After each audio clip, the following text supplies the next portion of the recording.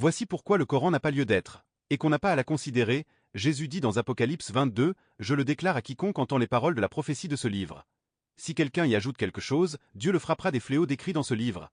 Et si quelqu'un retranche quelque chose des paroles du livre de cette prophétie, Dieu retranchera sa part de l'arbre de la vie et de la ville sainte, décrits dans ce livre. Celui qui atteste ces choses dit, « Oui, je viens bientôt. Amen. Viens, Seigneur Jésus. Que la grâce du Seigneur Jésus soit avec tous. Et voici, je viens bientôt. Heureux celui qui garde les paroles de la prophétie de ce livre. » Mais il me dit, « Garde-toi de le faire. Je suis ton compagnon de service, et celui de tes frères les prophètes, et de ceux qui gardent les paroles de ce livre. Adore Dieu. » Et il me dit, « Ne scelle point les paroles de la prophétie de ce livre. Car le temps est proche. » En référence croisée dans la Bible hébraïque, il est dit, « Vous n'ajouterez rien à ce que je vous prescris, et vous n'en retrancherez rien. Mais vous observerez les commandements de l'Éternel, votre Dieu, tels que je vous les prescris.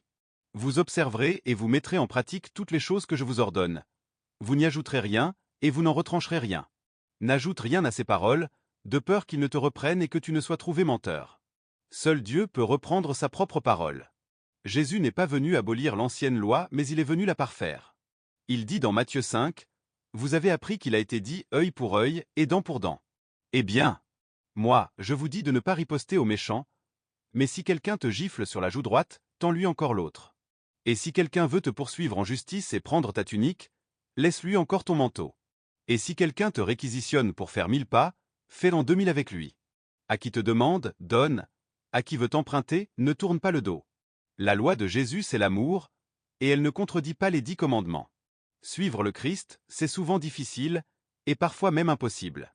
Qu'il faille se maîtriser et accueillir la loi du talion, œil pour œil, dent pour dent, comme une régulation de notre désir spontané de vengeance, et ainsi éviter toute escalade de violence, soit. Qu'il faille en plus renoncer à toute compensation du mal subi, esquiver le procès, faire le deuil de ce qu'on a perdu sans rien attendre en retour, c'est-à-dire pardonner, c'est déjà plus difficile. Mais bon, c'est un horizon envisageable. La sainteté ne s'acquiert pas en un jour, et on peut bien continuer de tendre vers elle sans trop désespérer. En revanche, lorsqu'il s'agit non plus seulement de pardonner à l'autre qui nous a giflé, mais de lui donner l'occasion de nous gifler encore, là on dit stop. Faut pas exagérer. Jésus lui-même n'a pas mis cet enseignement en pratique, et on ne le vit jamais tendre la joue ou bien réclamer qu'en plus des mains et des pieds, on lui cloua aussi les coudes et les genoux. Calmons-nous. Le monde serait plus parfait si les gens étaient naïfs comme les petits-enfants, au lieu d'être pervers et mal intentionnés comme certains adultes. Sans doute y a-t-il derrière tout cela une forme d'exagération, de la prédication qui veut nous faire comprendre que nous avons du pain sur la planche, avant d'être parfaits comme le Père est parfait. Jésus est infiniment sage, et il nous a parlé en parabole. Entre le désir de vengeance qui nous taraude et la joue tendue qu'il nous demande, le juste prix, celui sur lequel nous devrons nous entendre au terme de nos négociations, ce sera le pardon. Se mettre devant Dieu, avec un cœur de pauvre, est le meilleur chemin pour avoir sa miséricorde chaque jour de notre vie. La perfection est un long chemin à parcourir. Chaque jour nous devons reprendre ce chemin et demander la grâce de Dieu pour arriver un jour à regarder face à face l'unique, le parfait Dieu. Le Fils est venu parfaire le message du Père. Et surtout, il est venu accomplir les prophéties qui annoncent sa venue. La Bible hébraïque annonce la venue du Christ. C'est pourquoi le Nouveau Testament n'est pas un ajout. Contrairement au Coran qui lui est un ajout et se veut la suite ou la correction des évangiles. Le Nouveau Testament est le parachèvement de l'Ancienne. Et le livre des Mormons est une exégèse et une confirmation du message du Christ sur terre. Le Coran contredit la Bible et nous n'avons pas besoin de suite. Nous avons déjà reçu la finalité de la Bible. Donc pas besoin ni de correspondance, ni de correction. Les musulmans sont ahuris pour croire que Dieu a pu confondre son pacte avec Abraham, Isaac et Jacob pour Abraham, Ismaël et Mohamed. Dieu ne se trompe jamais. C'est le diable qui apporte le désordre et le désarroi. La corruption est sur terre car le diable est descendu sur terre. Lisons quelques passages annonçant la venue sur terre du Christ. Genèse 49. Le sceptre ne s'éloignera point de Juda, ni le bâton souverain d'entre ses pieds, jusqu'à ce que vienne le Shilo, et que les peuples lui obéissent. Le Shilo est le Pacifique, c'est un nom qu'on donne au Messie. Jérémie dit, « Voici les jours viennent, dit l'Éternel, où je susciterai à David un germe juste. Il régnera en roi et prospérera, il pratiquera la justice et l'équité dans le pays. En son temps, Juda sera sauvé, Israël aura la sécurité dans sa demeure. Et voici le nom dont on l'appellera, l'Éternel notre justice. Michée dit, et toi, Bethléem, petite ville entre les milliers de villes de Juda, de toi sortira pour moi celui qui dominera sur Israël, et dont l'origine remonte aux temps anciens, au jour de l'éternité. Ésaïe dit, c'est pourquoi le Seigneur lui-même vous donnera un signe. Voici que la Vierge est enceinte, elle enfantera un fils, qu'elle appellera Emmanuel, Dieu avec nous. Oui, un enfant nous est né, un fils nous a été donné. Sur son épaule est le signe du pouvoir. Son nom est proclamé, Conseiller merveilleux, Dieu fort, Père à jamais, Prince de la paix. Un rameau sortira de la souche de Jessé, père de David, un rejeton jaillira de ses racines. Sur lui reposera l'esprit du Seigneur, esprit de sagesse et de discernement, esprit de conseil et de force, esprit de connaissance et de crainte du Seigneur qui lui inspirera la crainte du Seigneur. Il ne jugera pas sur l'apparence.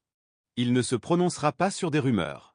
Il jugera les petits avec justice, avec droiture, il se prononcera en faveur des humbles du pays. Du bâton de sa parole, il frappera le pays, du souffle de ses lèvres, il fera mourir le méchant. Le loup habitera avec l'agneau, le léopard se couchera près du chevreau, le veau et le lionceau seront nourris ensemble, un petit garçon les conduira. Il n'y aura plus de mal ni de corruption sur toute ma montagne sainte, car la connaissance du Seigneur remplira le pays comme les eaux recouvrent le fond de la mer. Ce jour-là, la racine de Jessé, père de David, sera dressée comme un étendard pour les peuples, les nations la chercheront, et la gloire sera sa demeure. Dites à ceux qui ont le cœur troublé, prenez courage, ne craignez point, voici votre Dieu, la vengeance viendra, la rétribution de Dieu, il viendra lui-même et vous sauvera. Alors s'ouvriront les yeux des aveugles, s'ouvriront les oreilles des sourds, alors le boiteux sautera comme un cerf, et la langue du muet éclatera de joie. Qui aurait cru ce que nous avons entendu? Le bras puissant du Seigneur, à qui s'est-il révélé? Devant lui, le serviteur a poussé comme une plante chétive, une racine dans une terre aride. Il était sans apparence ni beauté qui attire nos regards, son aspect n'avait rien pour nous plaire. Méprisé, abandonné des hommes, homme de douleur, familier de la souffrance, il était pareil à celui devant qui on se voit la face, et nous l'avons méprisé, compté pour rien.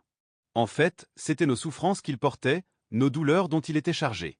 Et nous pensions qu'il était frappé, meurtri par Dieu, humilié. Or, c'est à cause de nos révoltes qu'il a été transpercé, à cause de nos fautes qu'il a été broyé. Le châtiment qui nous donne la paix a pesé sur lui. Par ses blessures, nous sommes guéris. Nous étions tous errants comme des brebis, chacun suivait son propre chemin. Mais le Seigneur a fait retomber sur lui nos fautes à nous tous. Maltraité, il s'humilie, il n'ouvre pas la bouche, comme un agneau conduit à l'abattoir, comme une brebis muette devant les tondeurs, il n'ouvre pas la bouche. Arrêté, puis jugé, il a été supprimé. Qui donc s'est inquiété de son sort? Il a été retranché de la terre des vivants, frappé à mort pour les révoltes de son peuple. On a placé sa tombe avec les méchants, son tombeau avec les riches, et pourtant il n'avait pas commis de violence, on ne trouvait pas de tromperie dans sa bouche. Broyé par la souffrance, il a plu au Seigneur. S'il remet sa vie en sacrifice de réparation, il verra une descendance, il prolongera ses jours. Par lui, ce qui plaît au Seigneur réussira. Par suite de ses tourments, il verra la lumière, la connaissance le comblera. Le juste, mon serviteur, justifiera les multitudes, il se chargera de leurs fautes. C'est pourquoi parmi les grands je lui donnerai sa part, avec les puissants il partagera le butin, car il s'est dépouillé lui-même jusqu'à la mort, et il a été compté avec les pécheurs, alors qu'il portait le péché des multitudes et qu'il intercédait pour les pécheurs. Nombre 24, je le vois, mais non maintenant, je le contemple, mais non de près. Un astre sort de Jacob, un sceptre s'élève d'Israël. Il perce les flancs de Moab, et il abat tous les enfants de Seth. Psaume 2, c'est moi qui ai oint mon roi sur Sion, ma montagne sainte. Je publierai le décret, l'Éternel m'a dit, tu es mon fils. Je t'ai engendré aujourd'hui. Jésus-Christ est le Fils prodigue. Il est le Fils de Dieu et par surcroît Dieu lui-même. En dehors de lui il n'y a rien. En lui la vie et l'éternité. Que celui qui croit proclame hautement son amour envers le Christ. Et que d'autres paroliers ne viennent pas entacher son testament. Conformément à sa parole. Amen.